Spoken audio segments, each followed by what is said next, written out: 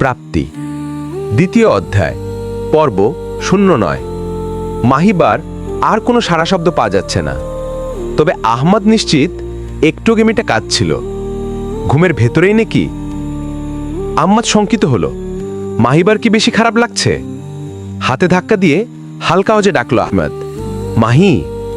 এই মাহিবা উঠল না, তার বুকের ওঠানামা বেশ ধীরগতিত হচ্ছে। মাহিবার গালে হাত দিয়ে ডাকতে থাকলো আহমদ, মাহি, তোমার কি বেশি খারাপ লাগছে? এই ওঠো না। মাহিবার নীরবতা আহমদকে আরো ভয় পাইয়ে দিল, তবে সেও পণ করেছে ওকে উঠিয়েই ছাড়বে। ঘাড়ের নিচে হাত দিয়ে মাহিবাকে শোয়া থেকে ওঠালো। কিছুটা পিছিয়ে গেল মাহিবা। সেই ক্ষণে আহমদের নজরে পড়ল বিছানার চাদরে। রক্তের অস্তিত্ব টের পেতে তার হৃৎস্পন্দন হু হু করে বেড়ে গেল। হঠাৎ পর ধাক্কার চমকে মাহিবা তার হাত থেকে পড়েই যাচ্ছিল। তাকে বুকে চেপে ধরল আহমদ। কম্পিত কণ্ঠ বলল, মাহি। দিশেহারা বোধ করল আহমদ। কি করবে এখন সে? কোনো রকমে মাহিবাকে শুইয়ে দিয়ে সালেহা বেগমের দরজায় কড়া নাড়তে শুরু করল। ইশিকা আজকাল বেশ দেরি করে ঘুমায়।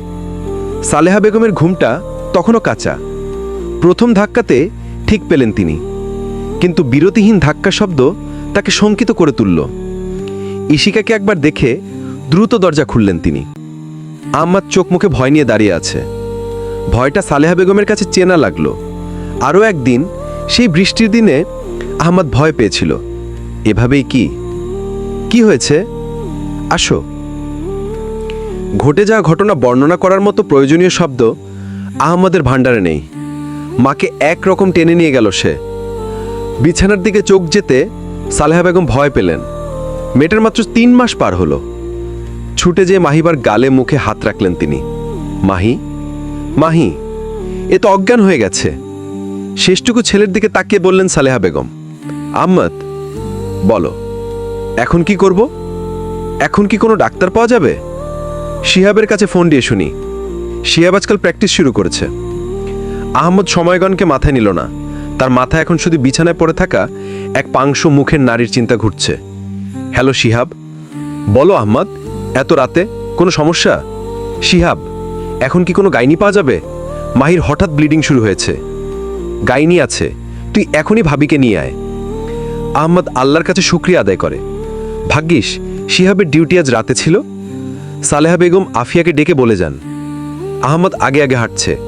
তার কোলে মাহিবার জ্ঞানহীন দেহ। আহমদের চিন্তিত মুখ সালেহা বেগমের দৃষ্টিগোচর হয়নি। কিন্তু যে নিজেকে সান্ত্বনা দিতে পারছে না, সে আরেকজনকে কিভাবে সান্ত্বনা দেবে? কেবিনের দিকে দৃষ্টি তাক করলেন তিনি। এতক্ষণ সময় লাগছে কেন? ডাক্তার মহিলা বের হতে আহমদ এগিয়ে গেল। তার চোখে মুখে প্রশ্নের পাহাড়, তবে মুখে উচ্চারণে সে অপারগত। মহিলা সম্ভবত অভিজ্ঞ ডাক্তার। তাকে ভেঙে চুরে প্রশ্ন করতে হলো না। মাঝরাতে রোগীর পরিবারের উৎকণ্ঠা বোঝার মতো বুদ্ধি তার আছে। পেশেন্টের অবস্থা নর্মাল। এমন ব্লিডিং আসলে ভয়ের কিছু না। এক একজনের প্রেগনেন্সিতে এক এক ধরনের সমস্যা দেখা যায়। এটা তেমনই। বেবিও ঠিকঠাক আছে, তবে পেশেন্টের ব্লাড প্রেশার বেশ লো। সম্ভবত ঠিকমতো খাওয়া দাওয়া হচ্ছে না। এদিকটা একটু খেয়াল রাখবেন। আর 2-1টা ওষুধ দিচ্ছি, সেগুলো খেলেই আশা করি সব নর্মাল থাকবে। ওকে বাসায় নিয়ে যেতে পারবো? মাঝরাতেই দরাদরি ঝামেলা হতে পারে, তবে আপনারা চাইলে নিতে পারেন। ভদ্রমহিলা চলে গেলেন। আহমদ প্রেসক্রিপশন হাতে দম ছাড়ল। বুকে যেন সেটা দলা পাকিয়ে বসেছিল। না পারছিল নিঃশ্বাস নিতে, না পারছিল ছাড়তে। কেবিনের দরজা দাঁড়িয়ে উকি দিল সে। সালেহা বেগম হুড়মুড়িয়ে ঢুকে গেলেন। মাহিবা শিররে দাঁড়িয়ে মাথায় হাত বুলিয়ে দিলেন। চোখ খুলে তাকালো মাহিবা। অনেক কষ্ট দিলাম মা। এর উত্তর দিলেন না সালেহা বেগম। কান্না মাখা গলায় বললেন, খুব ভয় পেয়ে গিয়েছিলাম মাহি। মাহিবা দরজার দিকে তাকালো। আহমদ এক দৃষ্টিতে তার দিকে তাকিয়ে আছে। চোখ বন্ধ করল মাহিবা। তার ভীষণ ঘুম পাচ্ছে। আপনি বোধহয় আপনার ভাবিকে অনেক ভালোবাসেন। আফতাবের প্রশ্নে ভাবুক হলো আফিয়া। যে মানুষটা চোখে আঙ্গুল দিয়ে আমার লাভ ক্ষতি চিনিয়ে দিয়েছে, নিঃস্বার্থভাবে আমাকে ভালোবেসেছে, তার বিপরীতে আসলে তাকে ভালো না বেসে থাকা যায় না। আজকাল প্রায়ই আফতাব আর আফিয়ার যোগাযোগ হয়। মুঠোর ভেতর ছোট্ট জিনিসটা আছে কেন? সেই সুবাদে মাহিবার হঠাৎ অসুস্থ হয়ে যাওয়ার কথাটা আফতাবকে জানালো আফিয়া। আন্টি কেমন আছেন? ভালো, পরশু আমাদের ফ্লাইট। আফিয়া চুপ করে গেল। তার নীরবতা টের পেয়ে আফতাবার সাক্ষাতের প্রস্তাব রাখতে পারল না, নয়তো তার মনে ইচ্ছা উকি দিচ্ছিল একবার আফিয়ার সাথে দেখা করার। আফিয়া বলল, সাবধানে যাবেন। যাব, আপনি নিজের যত্ন নেবেন প্লিজ। শেষটুকু যেন রীতিমতো অনুরোধ। আফিয়ার অন্তঃস্থলে যে অনুরোধটুকু আঘাত করল। ছোট্ট করে সে বলল, নেব। কথাটা শেষ হতে কল কেটে গেল। দুই প্রান্ত থেকে দুইজন অপেক্ষার প্রহর গুনতে শুরু করল। বাধাহীন সাক্ষাতের এক অপেক্ষা। মাহিবা এখন কিছুটা সুস্থ, আগের মতো দুর্বলতা দেহে ভর করে না। ইশিকাকে কোলে নিয়ে বেশ হাঁটতে পারে। ইশিকাকে খাবার খাওয়াচ্ছিল মাহিবা। মুখে সুজি নিয়ে মাহিবার পেটের দিকে ইশারা করে ইশিকা বলল, আম্মা, বাবু। কথাটা বুঝতে মাহিবার সময় লাগলো। বলা ভালো, এই কথাটা ইশিকার মুখ থেকে শুনে সে বিষয়টা সাথে সাথে ধরতে পারেনি। বুঝে উঠতেই বলল, কি বললি? মাহিবা বড় চোখের দিকে তাকিয়ে ইশিকা হেসে ফেলল। মাহিবা যখনই চোখ বড় করে তার ভীষণ মজা লাগে। হেসে বলল, বাবু।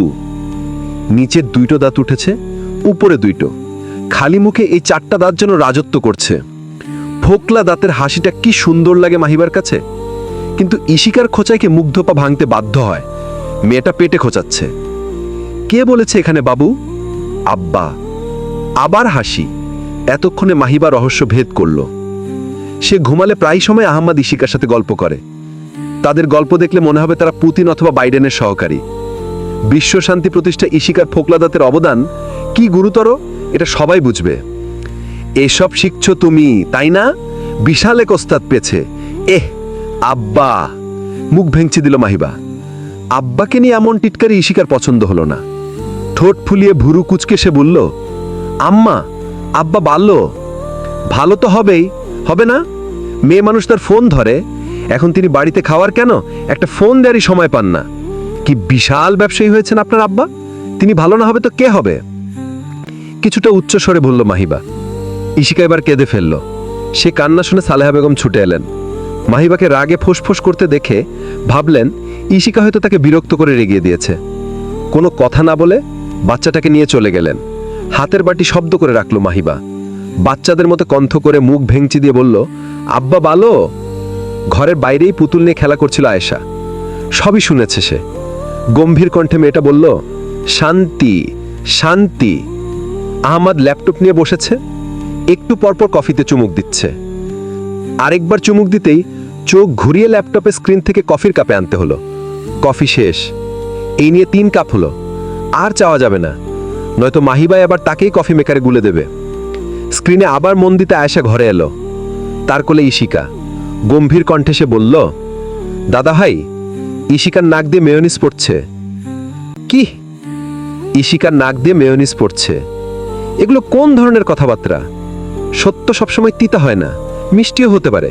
তেমনই একটা মিষ্টি সত্য হচ্ছে ইশিকা আজকে ভাবিমণির সাথে ঝগড়া করেছে, এবং ঝগড়ার কারণ ছিলে তুমি। আহমদ বিস্মিত, চমকিত। ইশিকা মাহিবার সাথে আমাকে নিয়ে ঝগড়া করেছে? হ্যাঁ, ও বলেছে আব্বা ভালো, তাই ভাবিমণি ওকে বকা দিয়েছে। বকা দিয়ে কি বলেছে এটা বলা যাবে না, তাহলে ঘরে শান্তি থাকবে না। অনেক কষ্টে শান্তিকে আটকে রেখেছি। যাই হোক, ইশিকা বকা খেয়ে কান্নাকাটি করে নাক দিয়ে মেয়োনিজ বের করেছে। এখন তোমার নৈতিক দায়িত্ব সে মেয়োনিজ পরিষ্কার করা। শুরু করো। আমি যাই, শান্তি ভালো আছে নাকি দেখে আসি। ইশিকাকে কোলে নিয়ে তার মুখের দিকে তাকিয়ে রইল আহমদ। ইশিকা বলল, আব্বা ভালো।